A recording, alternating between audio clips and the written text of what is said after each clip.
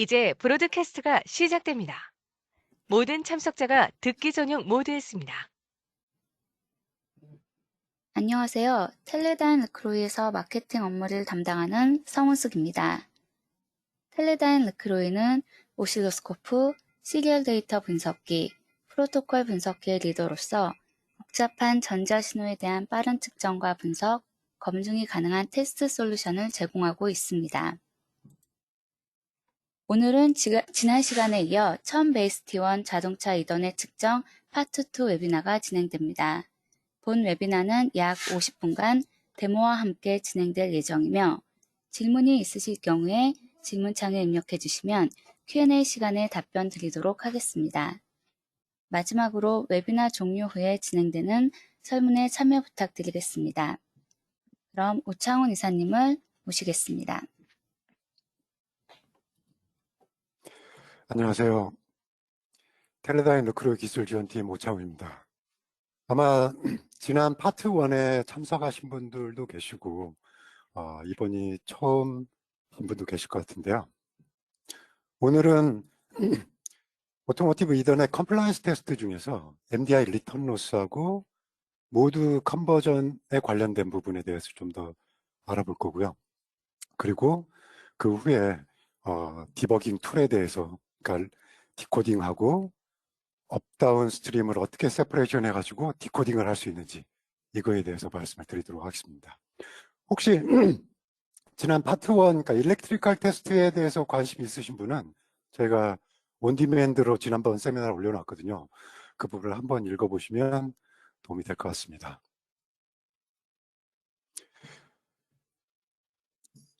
지난번에도 말씀드린 것처럼 이게 여기 보시는 다이어그램이 기본적인 MDI 네트워크의 기본 사항이고요.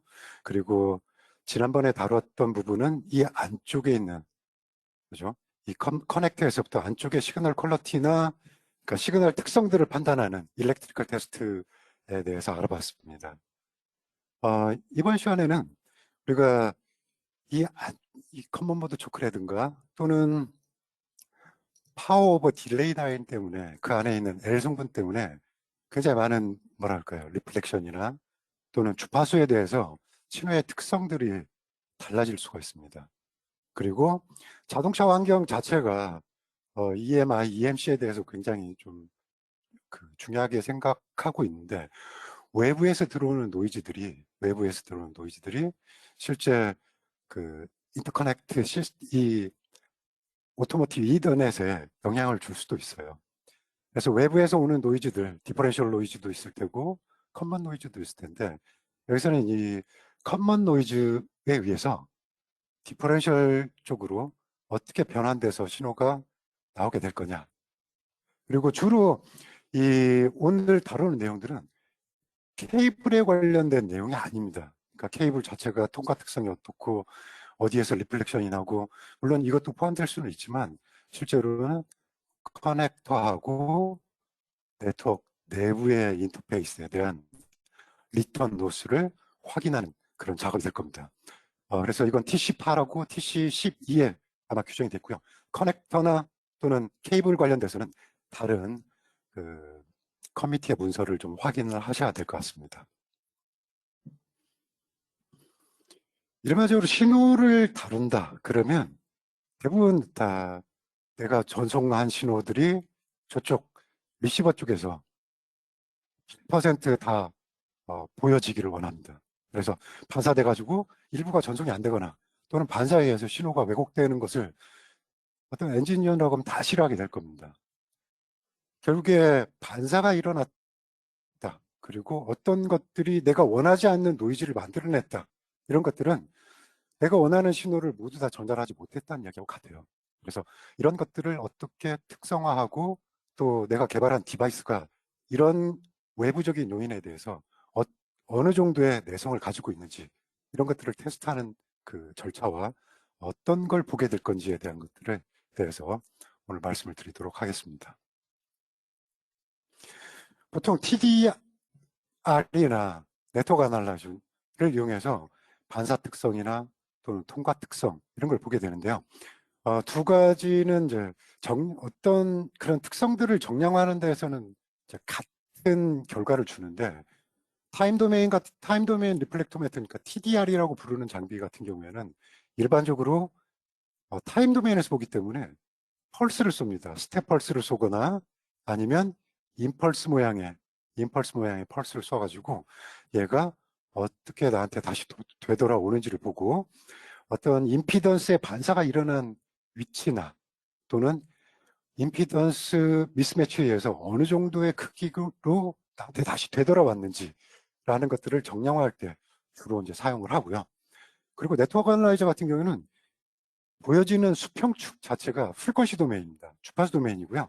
그리고 네트워크 애널라이저는 타임 도메인 리플렉토메터에서 그러니까 스텝 펄스를 썼다면 얘는 사인 웨이브 펄스를 사용을 합니다.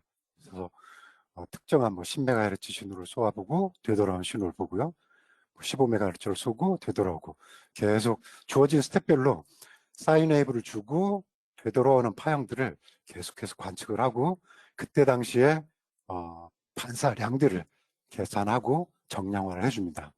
그래서 기본적으로 이제 다른 게 있다면 얘는 기본 축은 타임 도메인이고 얘는 프리퀀시 도메인이라는 게 다른데, 지금은 소프트웨어적으로 타임 도메인에서 프리퀀시 도메인으로, 프리퀀시 도메인에서 타임 도메인으로 얼마든지 변경은 가능합니다. 그런데 문제가 발생하는 게 누구냐면 문제 차이점이라고 하죠. 차이점이 발생할 수 있는 건 뭐냐면 이쪽 네트워크 애널라이저에서는 단일 화수의 펄스를 사용하기 때문에 네로 펄스를 쏩니다.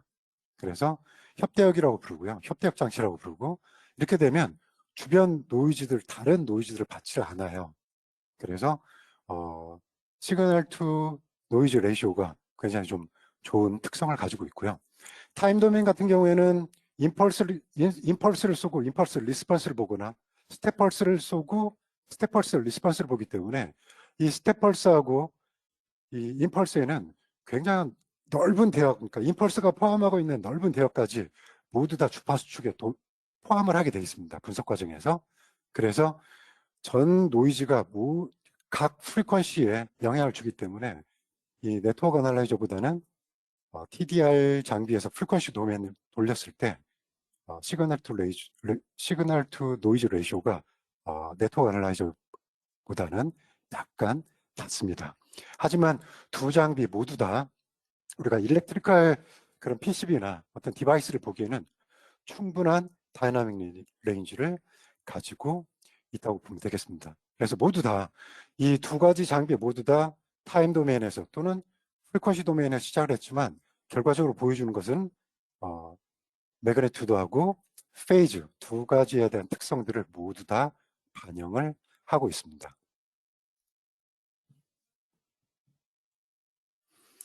그래서 이미 말씀드렸지만 네트워크 애널라이저 같은 경우에는 내가 어떤 DUT로 사인 웨이브를 쏘고 반사된 신호들을 가지고서 입출력 관계를 확인하고요. 여기서는 두 가지의 그 결과를 한꺼번에 얻어요. 크기하고 위상 두 가지를 받기 때문에 하나의 어떤 포인트에 대해서 두 가지의 어떤 정보들이 하나의 포인트를 나타내기 때문에 우리는 이제 그걸 벡터라고 부르게 되죠. 그래서 이 벡터 네트워크 애널라이저라고 일반적으로 부르게 됩니다. 그리고 크기하고 위상을 동시에 보여주는 그런 결과들을 우리는 스캐터링 파라미터라고 해서 S 파라미터라고 부르고요. 이 주파수 도메인에서 나온 S 파라미터를 그대로 타임 도메인으로 돌려서 임피던스도 확인을 할 수가 있고, 또 내가 어떤 데이터 신호를 전송을 하게 되면 이 데이터 신호에는 기본적인 주파수도 있을 테고 이거에 대한 하모닉 성분들도 있습니다. 그래서 같은 펄스를 쐈지만 실제로 미디어를 통과할 때 여기에 포함된 하모닉 주파수 성분들이 서로 다른 속도로 리시버에 도착을 하게 됩니다. 그래서 주파수에 따른 그런 것들을 이제 그룹 딜레이라고 부르게 되는데, 여러 가지 정보들을 한꺼번에 모두 다 확인할 수 있는 그런 장비가 바로 네트워크 애널라이저입니다.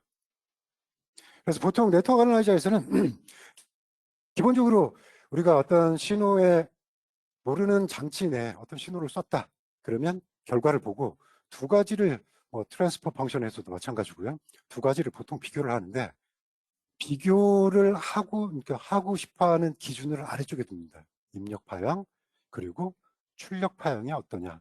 두 가지 관점이 이렇게 기준하고 비교 대상을 레이시오로 비교하면 위아래로 이렇게 되는데 이 스캐터링 파라미터도 마찬가지입니다. 그래서 우리가 단순히 S 파라미터에서 보는 건 입력 대 출력의 결과를 보고 있다라고 이제 보시면 되는데요.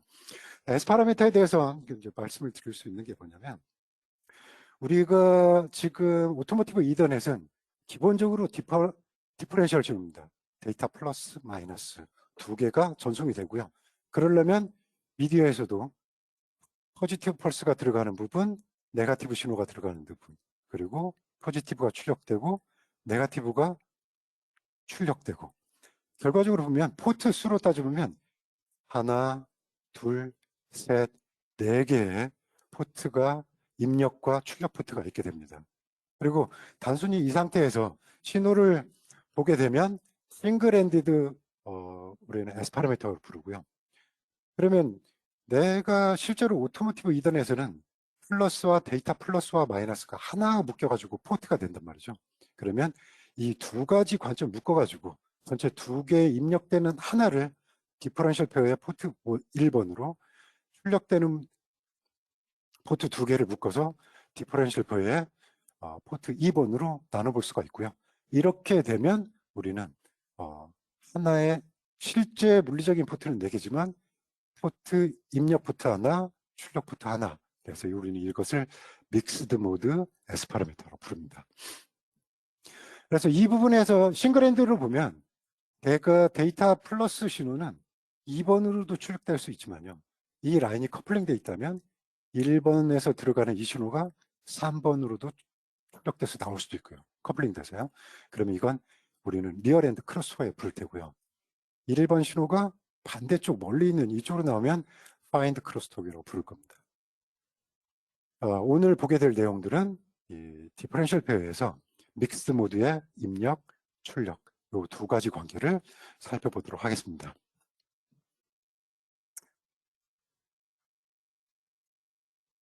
자, 우리가 아까 이제 포트 4개짜리 싱글 엔드를 보게 되면 우리가 입력 쪽에 사인 웨이브가 들어갔을 때 여기에 딜레이가 일어나고 같은 시간에 봤을 때 여기 지연 시간 때문에 어느 정도 지연이 있을 겁니다. 그죠? 이런 신호를 우리가 보게 될 거고 항상 터미네이션은 50옴, 그러니까 각 포트는 50옴 터미네이션에 있다라는 것들을 가정에 두고 테스팅을 하고 결과를 보고 있습니다. 그리고 디퍼런셜 모드에서는 두 개의 한 쌍을 묶어가지고 우리가 입력과 출력을 보게 되는데요. 그러니까 디퍼런셜 신호가 들어갔다. 그러면 위상이 180도 틀어진 두 신호가 위쪽과 아래쪽으로 입력이 될 거고요. 그리고 이런 신호가 출력이 됐을 때 상황인데요. 이 신호가 그대로 똑같은 타이밍에 들어갔다면 우리는 디퍼런셜 모드의 출력이라고 할 거고 예를 들어서 서로 다른 위상에 의해서 이렇게 나왔다면 이런 신호들을 우리는 커먼 모드 신호라고 부릅니다. 이때는 임피던스 자체도 2분의 1로 낮아지게 되는 거죠. 그래서 우리는 이쪽에 디퍼런셜 페어로 묶었을 때는 싱글핸드, 묶지 않았을 때는 싱글핸드, 그리고 이때는 믹스드 모드 또는 밸런스드 S 파라미터라고 이름을 부르고 있습니다. 자, 근데 왜 디퍼런셜 신호를 우리가 다루고 있는데 스펙에서는 모드 컨버전해서 모드가 컨버전 됐다는 얘기는 이렇다는 얘기거든요. 다시 한번 설명드리면 디퍼런셜이 들어가서 커먼으로 나오거나 또는 커먼 신호가 동일한 위상을 가진 신호가 들어가서 위상이 달라져서 나왔다라는 것들을 우리는 커먼 모드 컨버전이라고 부릅니다. 모드 컨버전이 발생하는 것들은 이래요. 예를 들어서 커먼 모드 신호를 다룬다 그러면 입력되는 신호가 위상이 지금 똑같은 신호가 이렇게 들어가게 될 거예요. 플러스, 마이너스 이 신호에 똑같은 위상의 신호가 들어갔을 때 커먼 모드를 같은 모드에서 커먼 모드 신호가 디퍼런셜 나온다는 얘기는 두 신호가 내부에서 마이너스 됐을 때하고 효과가 똑같다는 얘기거든요. 그래서 제가 임의적으로 두 신호를 빼봤습니다. 그랬더니 위상의 차이가 없을 때는 완전히 제로로 아무것도 나오지 않는데요. 그래서 두 그 패턴 간의 길이가 다르거나 또는 한쪽에서만 리플렉션이 반대가 발생해서 위상이 달라졌다. 그러면 분명히 커먼 모드 같은 동이상 신호가 외부에서 들어왔는데 이 신호가 미디어를 달리면서 서로 다른 속도로 가고 리시버에서 이런 신호가 도착하게 됐다면 이 신호를 빼봤을 때는요. 여기서처럼 어떤 신호가 만들어졌다는 얘기죠. 그래서 이건 커먼 모드 신호가 디퍼런셜로 바뀌든 모드 컨버전에 의해서 발생한 신호입니다. 이런 신호들은 DC를 한번 생각을 해보면 신호는 서로 다르게 신호가 도착하게 됐더라도 DC 신호는 일자가 되겠죠. 같은 레벨이라면. 그런데 주파수가 달라지면서 서로 다른 주파수에 의해서 이 신호들은 예를 들어서 낮은 주파수는 빠르게 들어와가지고 위상 차이가 없다. 그러면 일자가 나올 테고 주파수가 높은 애들이 나왔다면 이 신호는 디퍼런셜은 여기서처럼 이런 노이즈가 만들어졌을 겁니다. 그래서 우리는 이런 것들을 실제 신호를 써보지 않고 네트워크 어널라이저나 타임 도메인 리플렉토메트리를 써가지고 이 신호의 출력을 미디어의 특성을 확인해 보겠다라는 게 모드 컨버전과 그 리턴 로스를 매지먼트하는 그런 항목들이라고 볼 수가 있습니다. 그래서 지금 여기에 디퍼런셜 신호가 들어갔다면 디퍼런셜 신호가 디퍼런셜로 나올 수도 있고요. 디퍼런셜 모드가 컨버전돼서 커먼 모드로 나올 수도 있고 또 커먼 모드 신호가 들어가서 디퍼런셜로 나올 수도 있고 커먼 모드 신호가 그대로 커먼 모드로 나올 수 있는 네 가지의 형태가 있는데 오토모티브 이더넷 TC12하고 8에서는 디퍼런셜 모드에서 디퍼런셜 모드로 리플렉션 된 거, 그리고 커먼 모드 노이즈가 디퍼런셜 모드로 변경돼서 리플렉션 된 거 두 가지에 대해서 관점을 가지고 매지먼트를 하겠다는 얘기입니다. 그래서 보통 S 파라미터, 믹스드 모드 S 파라미터를 보면 S라는 게 있고요. 그 다음에 D, C가 있는데 항상 같습니다. 레퍼런스는 뒤쪽에, 비교 대상은 앞쪽에 두게 됩니다. 그래서 여기 XX자가 DC였다 그러면 커먼 모드 인풋이 디퍼런셜 출력으로 나왔다는 얘기죠. 그리고 DD 모드라면 디퍼런셜에서 디퍼런셜로 바뀌었는데 포트는 어떠냐?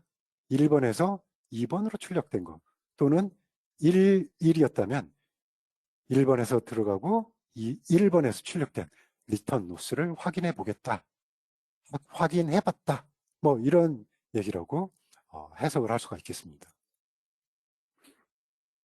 여기에 모드에 관계없이 포트가 1이다. 그러면 리턴 로스라고 보시면 되고요. 1이었고 2번으로 출력됐다. 그러면 여기는 보통은 인서션 로스라고 이렇게 부르게 됩니다. 자, 여기는 에릭 보고틴이 해놓은 이 테이블을 제가 가져왔습니다. 사실 앞에서 봤던 이 매핑 테이블하고 사실은 같아요. 근데 여기를 포트별로 그리고 모드별로 나눴기 때문에 제가 가져와서 보여드리고 있는데요. 포트 1번이 디퍼런셜이고 출력, 그러니까 또 관측 포트를 1번으로 했을 때 디퍼런셜을 본다 그러면 SDD11이 될 거고요. 포트 2번 출력에서 입력을 하고 2번에서 관측을 했다 그러면 디퍼런셜 모드니까 SDD 2번 포트가 될 겁니다. 그래서 이런 매트릭스를 볼 수가 있고 이 매트릭스에 맞춰가지고 제가 여기 있는 믹스드 모드 파라미터를 한번 디스플레이를 했습니다. 그래서 같은 모드, 디퍼런셜 모드에서 디퍼런셜 모드로 해서 출력과 입출력을 본다면 여기 있는 파란색하고 빨간색으로 보는 얘를 한번 보시면 얘가 통과 특성입니다. 2번에서 1번으로 또는 2번에서 1번으로 들어가는 신호들입니다. 왜냐하면 같은 라인에서요. 여기에서 DC 신호는 잘 통과가 될 거고, 그러니까 DC가 높게 나오죠. 그리고 주파수가 높아지면 이 미디어의 통과 특성에 의해서 점점 주파수가 높아지면서 게인이 떨어지는 특성을 확인할 수가 있습니다. 근데 리플렉션 쪽으로 보면 DC는 상대적으로 굉장히 통과가 잘 되고 있기 때문에 반사가 되지 않을 겁니다. 그래서 이쪽에 같은 디퍼런셜 모드에서도 리플렉션 모드를 보면 이렇게 DC 부분에 낮고 주파수 특성에 의해서 오르락 내리락 하는 이런 특성을 볼 수가 있고요. 그리고 모드 컨버전에 대해서도 모드 컨버전 같은 경우에는 DC는 모드 컨버전이 아까 말씀드렸지만 거의 발생하지 않습니다. 그래서 DC 부분은 굉장히 낮고요. 양쪽이 모두 낮죠. 그리고 같은 모드, 커먼 모드로 변경됐을 때도 전체적인 임피던스를 떨어질 수 있지만 DC 부분은 통과가 잘 됐고요. 주파수가 높아지면서 그렇지 못하다라는 것들을 확인할 수가 있습니다. 그래서 여기 보시는 이 모양은, 대략적인 모양은 개요 정도는 확인하고 계시면 나중에 S 파라미터를 확인할 때요. 이게 포트가 다른 인서션 로스를 보여주고 있는 건지 아니면 모드 컨버전 된 건지 하는 것들을 쉽게 구분이 가능할 수 있는 그런 힌트를 얻으실 수가 있습니다. 리턴 로스에서 실제 그 오토모티브 이더넷에서 관측하고 있는 것은 그죠? SDD11, 그러니까 리플렉션에서 주파수가 10메가, 여기가 10메가헤르츠면요. 20메가까지는, 30메가까지는 20dB 이하로 관리가 돼야 되고, 그 이후는 어떤 그 슬롭을 가지고, 이 부분에서도 리플렉션 정도는 DC에서부터 30메가 이내까지는 낮아야 된다라는 것들을 확인을 하실 수가 있습니다. 그죠? 케이블에서의 밸런스, 그러니까 믹스드 시그널이죠. 믹스드 시그널을 관측을 했을 때 이 신호를 통과하고 그리고 미디어에 들어갔을 때 임피던스가 또는 그 리턴 로스가 어떻게 관리돼야 되는지를 이 스펙에서 확인할 수가 있습니다. 모드 컨버전에 대해서도 이미 이제 말씀을 드렸는데, 모드 컨버전 같은 경우에는 라인 자체의 길이에 따른 미스매치 또는 외부에서 들어오는 이 커먼 모드 신호가 얼마나 디퍼런셜 모드로 변경이 돼서 다시 전송기 쪽으로 리플렉션 돼서 돌아오느냐라는 것들을 확인하고 있습니다. 그래서 여기 이 테스트 자체는 굉장히 사실 간단해요. 버튼만 누르면 다이렉트로 DUT에 연결했냐 아니면 픽처를 썼냐 라는 것도 이제 물어보고요. 테스팅하면 거기에 대한 결과를 얻을 수가 있는데, 이 모드 컨버전 같은 경우에는 약 60dB 이하로, 스펙에서는 60dB 이하로 25MHz까지 60dB 이하로 관리가 되어야 된다라는 거고요. 여기서 이제 그 테스트 픽처가 들어갔을 때는 테스트 픽처 자체의 이 밸런스드 특성, 그러니까 그 자체의 특성도 여기에 포함되기 때문에 이 테스트 픽처 같은 경우에는 디임베딩을 하거나 또는 테스트 픽처를 포함했을 때조차도 이 스펙을 만족을 하고 있어야 되겠습니다. 그리고 이 오토모티브 이더넷에서 그 리턴 로스하고 모드 컨버전 리턴 로스를 확인하는 것은 케이블이 아니고 미디어 커넥터부터입니다, 사실. 그래서 미디어 커넥터들은 굉장히 여러 종류가 있는데 이런 것들을 어떻게 연결할 거냐라는 거죠. 그래서 일반적으로 이제 저희 같은 계측기 업체에서는 테스트 픽처를 제공을 하고요.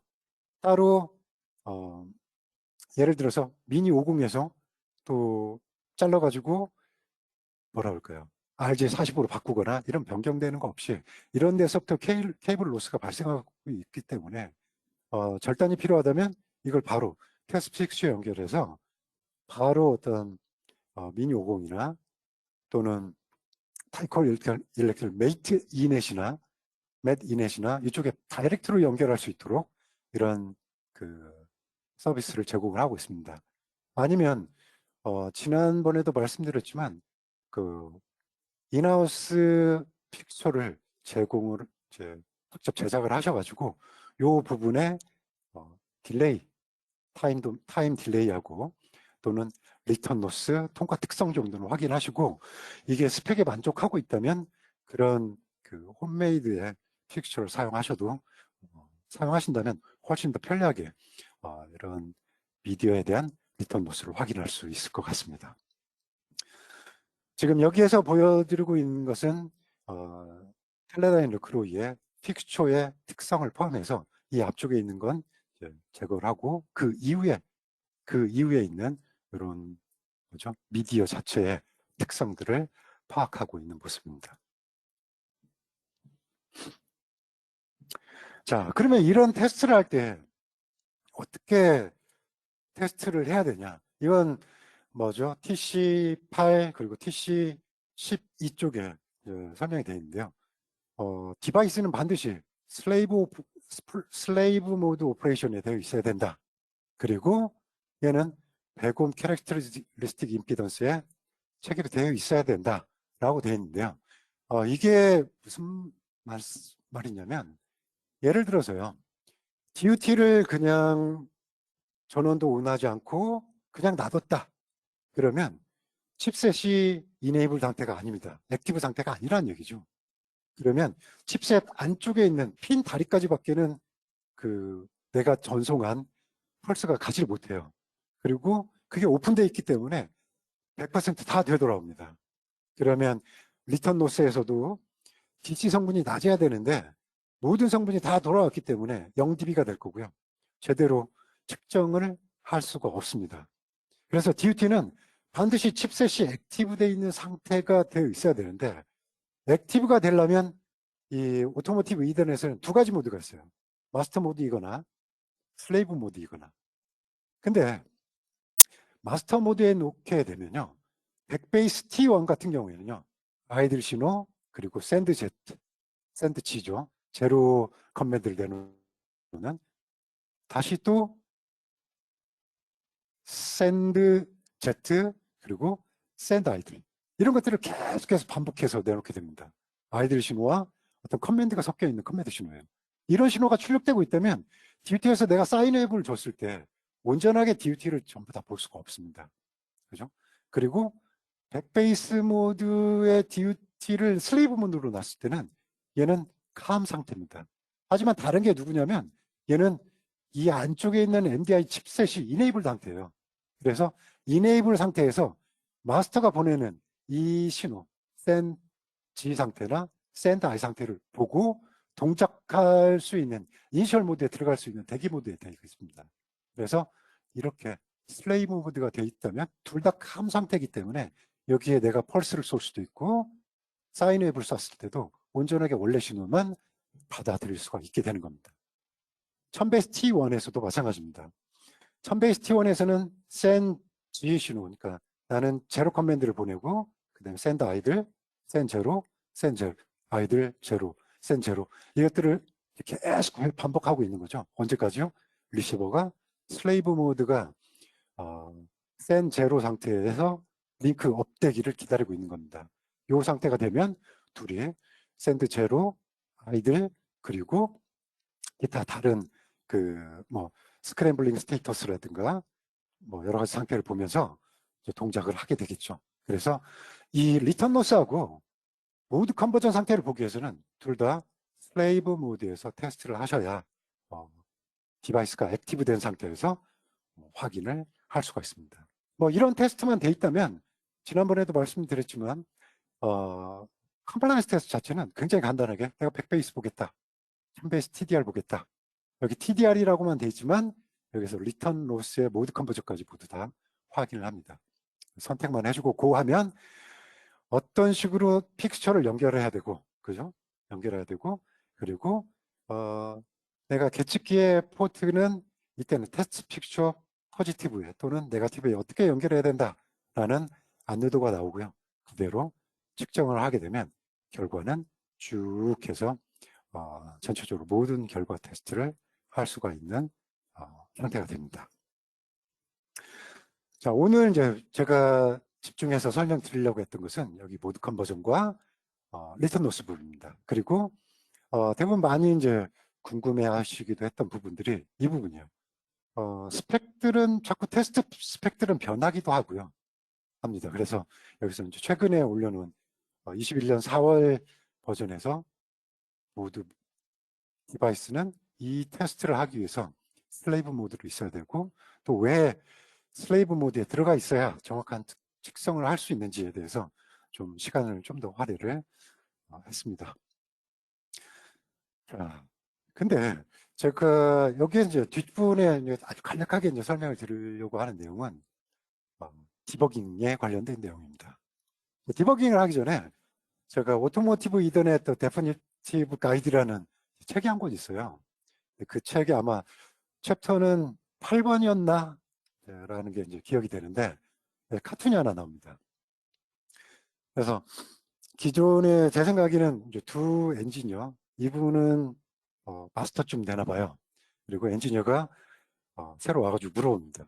기존에 내가 하이스피드 신호를 다룰 때는 아이 다이어그램이나 이런 걸 찍을 수 있었는데 이런 어떻게 이더넷에는 어떻게 찍을 수 있습니까? 물어보니까 여기 있는 매니저가 이렇게 이야기합니다. 얘는 not possible. 찍을 수 없어. 왜냐하면 얘는 서로 데이터가 서로 한 라인에서 주고받기 때문에 아이다이어를 못 찍는다 얘기를 했어요.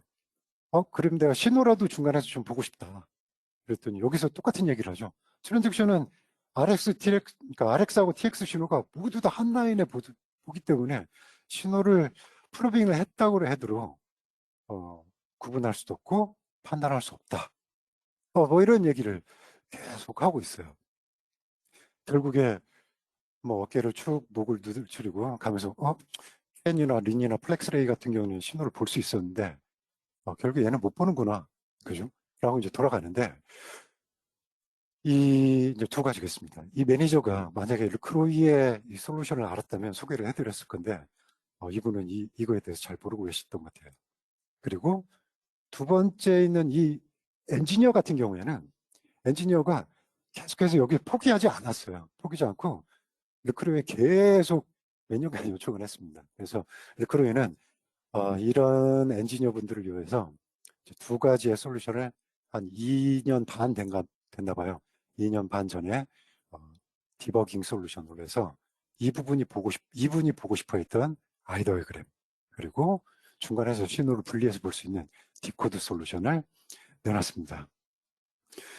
실제 우리가 아까 그 전에도 계속해서 컴플라이언스도 보면 한쪽만 봅니다. 한쪽만 떼가지고 여기에서 테스트 모드 신호를 내놓고 신호를 관측하는데, 실제 여러분들 같은 이제 개발하시는 분들은 링크 상태에서 과연 얘가 페일이 났는지 아닌지, 신호 품질은 어떤지를 보고 싶은데, 이 상태에서 중간 라인을 찍게 되면 TX에서 전송한 신호하고 이쪽 그 슬레이브에서 둘 다 TX니까요. 마스터에서 전송하는 거하고 슬레이브에서 전송하는 같은 라인에 섞여가지고 신호를 보게 됩니다. 그러려면 이 신호를 분리해야만 얘가 RX 업스트림인지 다운스트림인지 확인할 수가 있어요. 그래서 르크로이에서는 이런 툴을 내놨습니다. 그래서 마스터 쪽에서 들어오는 신호를 픽스처를 통해서 연결하고 슬레이브 쪽으로 나가는 거, 그러면 이 신호가 둘 다 왔다 갔다 하면서 통신이 되고, 또는 이쪽에서 커플러를 이용해서 신호를 마스터 신호, 슬레이브 신호를 나눠가지고 신호를 관측을 해보겠다는 얘기입니다. 그래서 실제 연결하고 있는 모습인데요. 뭐 SMA 케이블이 있어서, 근데 슬레이브 쪽 신호, 그 다음에 마스터 신호를 두 개 DUT를 연결하고 이 신호를 받고요.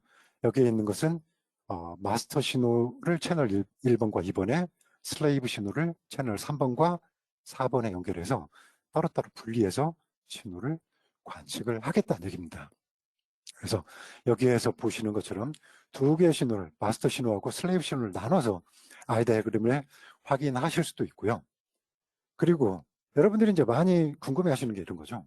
얘가 미디어가 중간에서 이런 시스템을 쓴다면 신호 품질이 나빠지지 않겠느냐라는 거죠. 그래서 내부 장치에서 채널을 캘리브레이션하는 절차를 가지고 있습니다. 그래서 캘리브레이션을 하고 나면 두 개의 TDR과 또는 리시버에서 오는 신호를 확인을 하고 관측을 해주면, 여기 보시는 것처럼 캘리브레이션 하지 않았을 때 I하고요. 그리고 캘리브레이션이 완료됐을 때 이런 실제 트랜스미터 쪽, 그러니까 마스터 또는 슬레이브 쪽의 I를 관측을 하실 수가 있습니다. 그리고 또 하나 장점, 보여드릴 수 있는 게 뭐냐면, 예를 들어서 둘 다 파워가 오프되어 있는 상태에서, 그러니까 마스터 슬레이브가 파워가 오프되어 있는 상태에서 전원이 딱 들어가게 되면 슬레이브나 마스터나 처음에는 모두 다 샌드 Z, 그러니까 제로 상태에 돼 있어요. 그러니까 제로 커맨드가 나오다가 마스터에서는 샌드 아이들이라는 신호를 보내게 됩니다. 그죠? 그리고 샌드 아이들 신호를 보내게 되면 그때 당시에는 슬레이브 상태가 샌드 제로 상태에 있기 때문에 아무것도 없어요. 그래서 자기가 전송하고 돌아온 신호를 자기가 보고요. 이코 캔슬링을 그 단계에서 수행을 합니다. 그리고 나면 슬레이브가 다시 샌드 제로 상태를 보내고 또 샌드 아이디를 보내면서 어떻게 됩니까? 샌드 제로를 보내고 아이디를 상태를 보내면 자기의 리스판스를 보게 돼요. 그래서 그때 당시에 에코를 캔슬링 하면서 서로 뭘 하냐면 내부에 이퀄라이저가 동작을 하고 그 에코를 캔슬링 하기 위한 그런 이퀄라이저, 피드포워드나 디시전 피드백 이퀄라이저가 동작을 합니다. 그래서 그런 것까지 이 누구죠? 텔레다인 루크로이 장비에서는 그런 것까지 볼 수가 있습니다. 일단 캘리브레이션 I를 보고 있는데요. 여기에서는 캘리브레이션은 됐지만 칩셋 내부에서 어떻게 신호를 보게 될지는 모릅니다. 그래서 칩셋 내부에서 피드포워드 이퀄라이저가 동작을 했을 때 이렇게 I가 오픈이 될 수 있다라는 걸 확인할 수가 있고요. 이건 현재 100베이스 T1입니다. 그리고 이쪽은 1000베이스 T1의 마스크입니다. 그래서 여기서는 이제 이퀄라이저가 적용되기 직전이죠. 그러니까 칩셋 내부에서가 아니고 그 앞단에서 보게 된 신호예요. 그 앞단에서 보게 된 신호들은 플러스 1, 플러스 1, 플러스 1, 마이너스 1, 마이너스 1. 그래서 신호가 지금 리플렉션 신호들이 이렇게 보이면서 아이가 이런 부분들이 사실 100베이스로 하면 뭐 여기서 연관된 걸 두 개를 보여드렸는데 사실요. 그죠? 여기에 있는 이런 신호들 때문에 아이가 제대로 오픈이 안 됩니다. 그래서 여기에 피드포워드 이퀄라이저가 적용이 되고 나면 내부에서는 이런 식의 아이를 보게 된다라는 얘기죠. 그래서 이때 하이트가 얼마고 펄스 폭이 얼마고 앰플리튜드는 얼마고 라는 것들을 각각 확인을 해 볼 수가 있습니다. 여기에 보여지고 있는 것은 뭐 E with, I with죠. 아래쪽 상위, 위쪽 I with, 그리고 I height, 여기요. 하이트, 보레이트가 얼마였고 여기에 포함된 I 다이어그램에 포함된 비트는 전체 약 15만 개 정도의 UI가 포함이 되어 있다라고 되어 있고요. 뭐 A, B의 전압이 얼마고 A, B, C네요. 여기에 A, B, C 레벨의 전압 레벨이 얼마였고 이때 당시에 RMS 노이즈가 얼마였다. A의 노이즈, B 상태의 노이즈, 이쪽 C 레벨의 상태 노이즈를 한꺼번에 모두 다 확인을 해볼 수가 있습니다. 자, 일단 시그널 품질을 확인했다. 그러면 이제 보고 봐야 될 게 그러면 내부적으로 동작을 어떻게 하고 있느냐라는 건데요. 이제 이 스펙에 나오고 있는 뭐랄까요? 패킷 프레임의 구조입니다. 그래서 프레임블 신호가 있고, 프레임블 신호가 있고, 그리고 SFD가 있고, 헤더가 포함되고, 데이터가 약 1500바이트네요. 1500바이트까지 맥시멈 포함되어 있고, 그죠? 에러 코렉션하고, 기타 코드, 이런 식으로 프레임이 구조가 되어 있다라는 거고요. 이 아래쪽에 보면, 르크로에서 디코딩을 수행해 놓은 겁니다.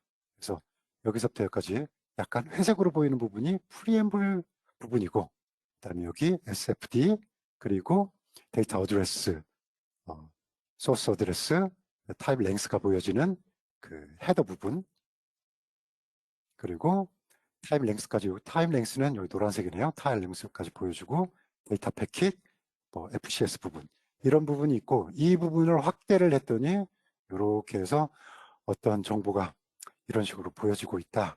그러니까 디코딩에 이런 식으로 이제 컬러 코드로 되어질 수가 있고요. 이런 것들을 사용할 수 있는 경우들은 굉장히 많습니다. 실제로 가장 이제 많이 중요시 되고 있는 부분들은 마스터와 슬레이브가 처음 링크업 됐을 때 어떤 상황이냐라는 거죠. 그래서 여기서부터 처음 둘 다 샌드 제로네요. 그죠? 샌드 제로 상태를 둘 다 있다가, 그죠? 그리고 마스터에서, 이쪽이 마스터 패킷입니다. 마스터 패킷에서 이 내부를 들여다보면 아마 그 아이들 신호도 이미 들어왔고요. 이 앞쪽인데 아이들 신호도 전송이 됐고, 아마 여기에 아이들 상태, 그리고 여기 스크램블 스테이터스 오케이 밑 떨어졌네요. 그래서 이 내부에서 이 신호가 전송이 되면서 자기가 아이들 상태에 들어가면 자, 이퀄라이저도 온하게 될 겁니다. 그리고 이 프로세스가 끝나고 나면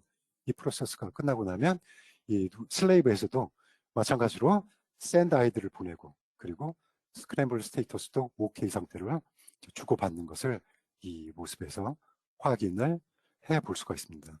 그래서 만약에 이쪽에 타임에서 에러가 나거나 스테이터스 중에서 샌드 n이라는 그런 상태가 둘 다 적용이 되면 다시 한번 이 모드를 링크업 될 때까지 반복하게 됩니다. 그래서 그런 상태들을 좀 더 자세하게 들여다보려면 이런 디코드 솔루션들이 디버깅에 도움이 될 수 있다라는 거죠. 그래서 실제 노멀한 패킷을 중간에서 이제 포착을 했을 때 모습입니다. send and 뭐 SSD나 그죠? 그리고 뭐 프레임블 상태, 주소, 기타 여러 가지 상태들을 여기 보시는 것처럼 볼 수가 있고요. 테이블에서 클릭하시면 바로 해당하는 그런 전체 스트림 중에 보고 싶은 부분이 자동으로 확대돼서 화면에 보여집니다. 그래서 제가 그 이전에 보여드렸던 화면은 여기에 제가 디코드 데이터는 none으로 해놨습니다. 그래서 전체적인 프레임 구조들만 확인할 수 있는 모드로 설정을 했고요. 얘를 터너리 심볼로 선택을 하게 되면 세 가지 모드가 있는데요. 터너리 심볼로 하게 되면 얘가 플러스 1이냐 제로냐 마이너스 1이냐 라는 걸 표시를 해주고, 스크램블 된 데이터를 나는 디스크램블해서 보겠다 그러면 헥사 코드로 확인을 해 볼 수가 있습니다. 그래서 이렇게 세 가지 정도로 나눠 가지고 그 디코딩을 할 수가 있고요. 뭡니까? 제가 오늘은 리턴 로스 부분, 그리고 디버깅 툴에 사용할 수 있는 그 다이어그램 시그널 퀄리티를 확인하는 부분하고, 그리고 뭡니까? 디버깅에 사용할 수 있는 디코드 솔루션, 이 두 가지에 대해서 말씀을 드렸습니다. 그리고 이 외에도 다른 어떤 정보를 원하신다 그러면 텔레다인 르크로이의 시리얼 데이터 쪽에 오토모티브에 오시면 훨씬 더 많은 정보를 확인해 볼 수가 있고요. 제가 오늘 설명드린 리턴 로스나 또는 모드 컨버전은 르크로이에서는 웨이브 펄서 40IX라는 이 장비를 사용하는데요. 이 웨이브 펄서 40IX 같은 경우에는 타임 도메인하고 프리퀀시 도메인을 동시에 볼 수 있으면서 또 분석할 수 있는 툴들도 기본적으로 다루고 있습니다. 그래서 그 모드 컨버전이나 또는 싱글 모드에서 모드 컨버전을 확인할 수도 있고요. 그리고 TDR로 봤을 때는 뭐 약 870 마이크로미터 정도, 그러니까 1mm 이하의 스페셜한 그 레졸루션을 가지고 각각의 임피던스를, 순간적인 임피던스 부분들을 확인을 할 수도 있습니다. 또는 뭐 S 파라미터, 그죠? 못하났네요. S 파라미터를 이용해서 디임베딩 기능으로 뭐 레퍼런스 플레인을 이동화시킨다든가, 그러니까 케이블을 넣었을 때, 픽스처를 넣었을 때 나는 케이블까지는 또는 픽스처까지는 빼고 DUT만 순수하게 보겠다. 이런 것들을 S 파라미터를 이용해서 확인을 해 볼 수가 있습니다. 그리고 뭐 저희 홈페이지에 보면 MDI 컨버전 로스나 리턴 로스, 그리고 웨이펄스 IX에 대한 이런 그 소개 동영상이 또 있어요. 그래서 여기 보시는 것처럼 약 3분 정도면 볼 수 있고, 뭐 이 말은 3분 이내 이런 테스트를 끝낸다는 얘기거든요. 그래서 이런 것도 도움이 되신다면 참고를 하시면 좋을 것 같습니다. 혹시 질문이 있으신가요? 질문이 있으시면 제 질문을 좀 받도록 하겠습니다. 질문은 그 채팅창에 넣어주시면 제가 바로 확인을 하도록 하겠습니다.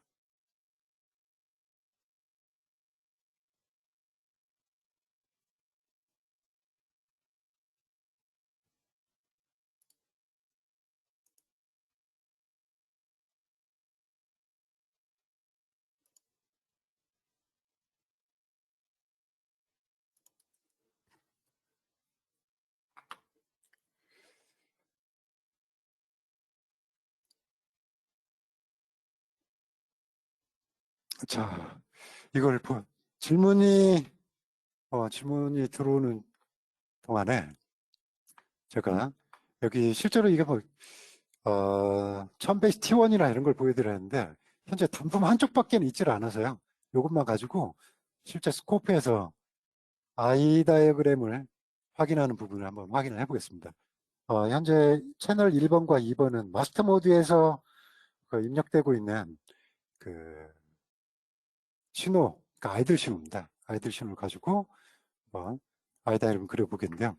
절차는 쪽에서 보시면 어널리시스에서 오토 이넷 디버그라는 툴인데요. 이 모드에서 나는 이 신호에 대해서 I 다이어그램 찍어보고 싶다라고 버튼을 누르시면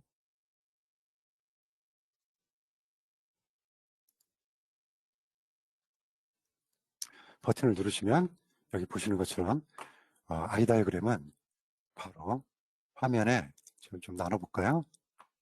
네.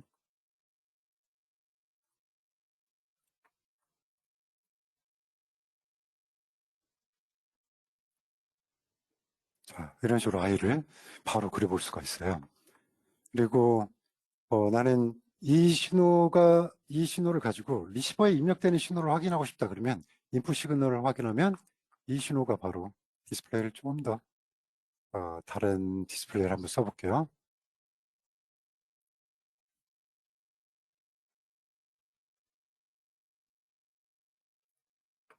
자, 이렇게 해서 두 가지를 나눠 보겠습니다. I는 좀 크게 보고요. 입력되는 신호를 놓겠습니다. 이렇게 해서 이 신호가 디퍼런셜 돼서 리시버 내부에 들어가는 모습이죠. 그리고 이거에 대해서도 이게 현재 품질은 약 13만 개 정도를 받았는데 그 후에도 괜찮을 거냐라는 것들은 I 컨투어라는 걸 확인해 보면 쉽게 확인이 가능합니다.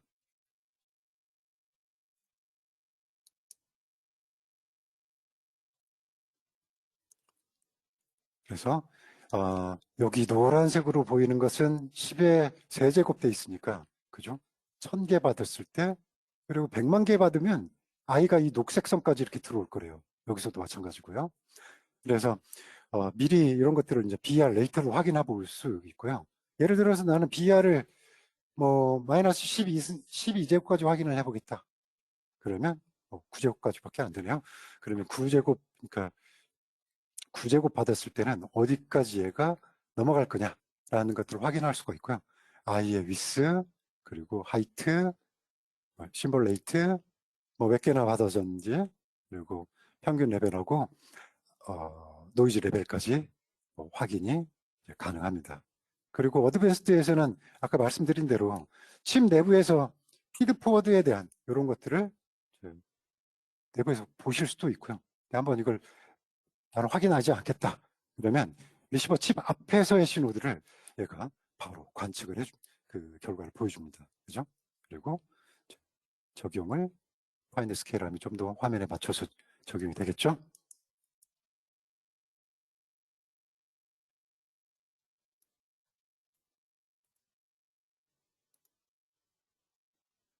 자, 그리고 내부에서 피드포워드를 적용하면 어떻게 보일 거냐 보여드리고 다시 프레젠테이션으로 돌아오겠습니다. 자, 이렇게 I는 이런 식으로 이제 그려보실 수가 있습니다.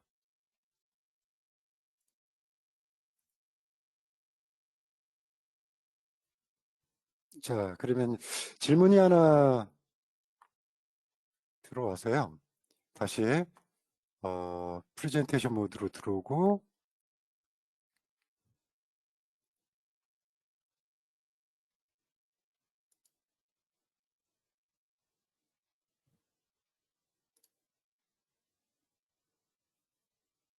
네.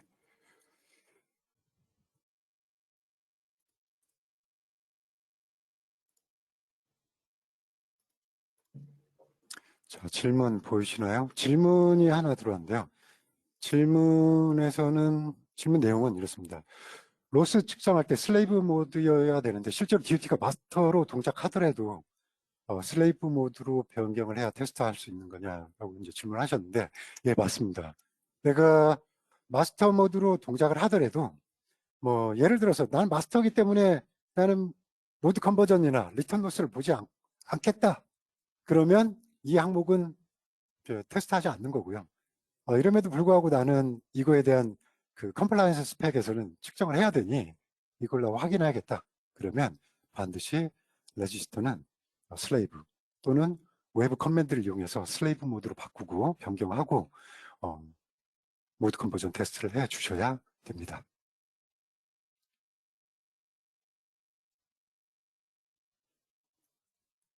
혹시 또 다른 질문 없으신가요? 네.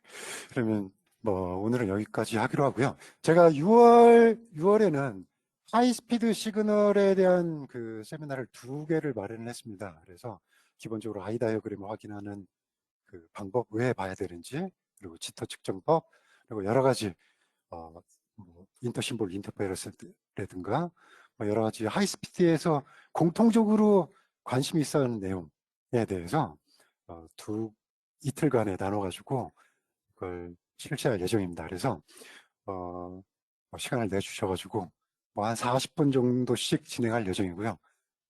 참석을 해주시면 여러분들 개발하는 데 도움이 되지 않을까 이렇게 생각이 됩니다. 그러시면 뭐 장시간 동안 함께 해주셔서 고맙습니다. 저는 오늘 여기서 마치도록 하고요. 다음 웨비나에서 다시 뵙도록 하겠습니다. 수고하셨습니다.